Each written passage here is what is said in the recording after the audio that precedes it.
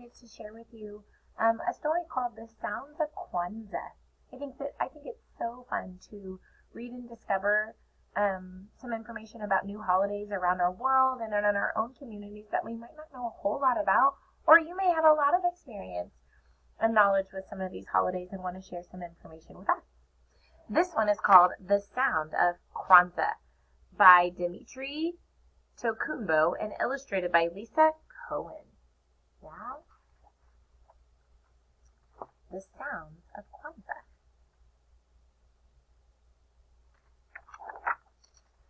Come close, gather round, listen to the sound of Kwanzaa. Loving words and greeting family, we stand together for Umoja. Umoja means unity. One black candle gently shines to welcome our first Kwanzaa night. Come closer, gather round, listen to the sounds of Kwanzaa. Working hands and ancient stories, we learn our traditions from Kuchagilya. Kuchagilya means self-determination. One red candle gently flickers to honor the second Kwanzaa night. Come close, gather round, listen to the sounds of Kwanzaa. Banging hammers and sweeping brooms, we share the chores for Ujima. Ujima means collective work and responsibility. One green candle gently shimmers to lighten our third Kwanzaa night. Come close, gather round, listen to the sounds of Kwanzaa. Laughing shoppers and chanting merchants, we support our neighbors for Ujama. Ujama means cooperative economics.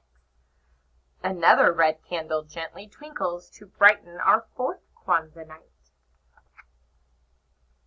Come close, gather round, listen to the sounds of Kwanzaa. Sharing dreams and setting goals, we plan our future for Nia. Nia means purpose. Another green candle gently glows to illuminate our fifth Kwanzaa night.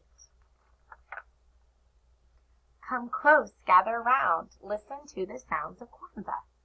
Beating drums and singing voices, we perform Kumba. Kumba means creativity. Another red candle gently burns to warm our sixth Kwanzaa night. Come close, gather round, listen to the sounds of Kwanzaa. Thankful prayers and loud harambes while we celebrate our lives for Imani. Imani means faith. The last green candle gently sparkles to bless our seventh Kwanzaa night. Harambe, harambe, harambe. It looks like they're having a feast here. See some corn on the table, salads and pies, and look, all of these candles are lit for Kwanzaa. Ooh, here's an author's note. It says, when I was much younger, my father took me to Harlem. We stopped to visit one of his friends, and when he introduced us, his voice boomed. This is the man who created Kwanzaa. It was true. Dr. Marlana Karinga started this African-American celebration in 1966. He named it after the Swahili word Kwanzaa, which means first fruits. Kwanzaa is observed for 7 days from December 26th to January 1st.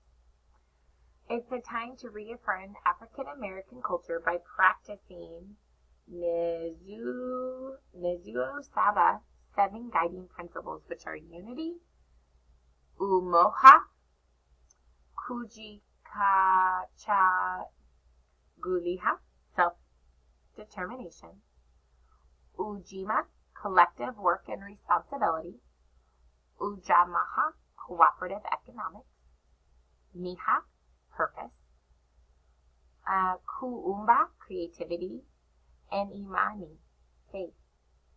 Each day, the question is asked, Harabini Gani, which means, what is the news?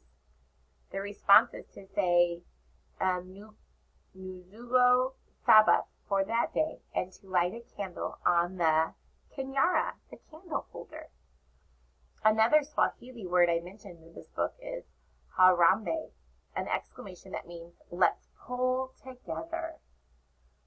Oh, so fun. It also talks about how to cook Kwanzaa brownie rice. And there's some did you know? Oh, that's just about the Kwanzaa brownie bites.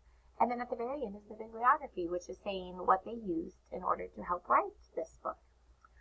Kindergarten friends, I hope you enjoyed learning a little bit about Kwanzaa today. We're going to be looking at another holiday around the world tomorrow. Thanks, friends.